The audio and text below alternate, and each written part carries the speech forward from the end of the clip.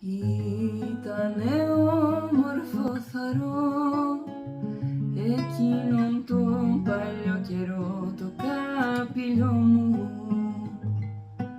γυάλος καημός και τσικουδιά βαρμένα μέσα στην καρδιά με το όνειρο μου, και κάθε μέρα από βραδείς του χιοντισμένος ο βαρδής με το λαούτο, με το κρασί του στον οντά, στον αμανέ του να κεντά τον κόσμο ετούτο,